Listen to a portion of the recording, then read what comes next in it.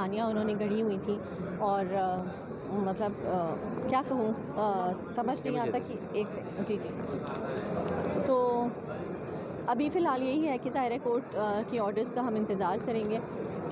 سر نے F I اے کے حوالے سے جو کہا، yes there is kind of negligence from F I A, کافی کوتاہی ہے،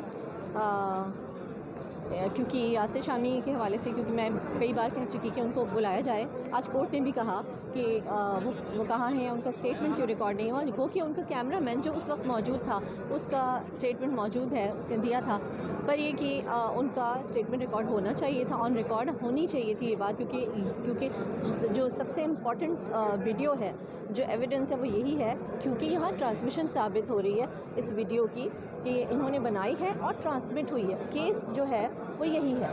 کہ کوئی بھی ویڈیو بنائے،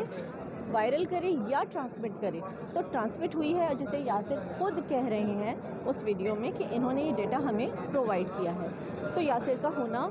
ضروری تھا، اور ایف آئی اے آبویسلی بلاتا ان کو اور ان کا اسٹیٹمنٹ ریکارڈ کرتا، یا بلاتا یا پھر آپ اپنی ٹیم بھیجتے، کچھ بھی ہو سکتا تھا۔ بہرحال یہاں کوتاہی ہے ایف آئی اے کی، اور سر نے جو اس طرف پوائنٹ آؤٹ کیا ہے یہ بالکل صحیح ہے، آئی او کی طرف سے بھی، کیونکہ آئی او موجود نہیں تھی۔ اور رہی بات دانیہ بی بی کی وکیل کی، تو ظاہر ہے انہوں نے جو ہر انسان اپنے ڈیفینس میں کچھ نہ کچھ تو کہتا ہی ہے بچنے کے لیے، پر یہ کہ ہمارے پاس اتنا کچھ موجود ہے، اتنی چیزیں ہیں، اتنے ایویڈنسز ہیں کہ اگر ایویڈنسز دکھانے پہ آ جائیں تو ایک لائن ہے پوری ایویڈنسز کی، پر یہ کہ میرے خیال میں 2-3 ایویڈنسز پہ ہی جج صاحب جو ہیں وہ فیصلہ کرنے پہ ہی آ جاتے ہیں، جو کہ ہوا تھا لاسٹ ہمارے صرف ایک یاسر شامی کی ویڈیو پر ہی، بڑا اچھا آرڈر جج صاحب نے پاس کیا تھا۔ تو یہ ہے کہ لیٹس ہوپ کہ یہ بیل بھی ریجیکٹ ہو انشاءاللہ، کیونکہ ہمارا ایشو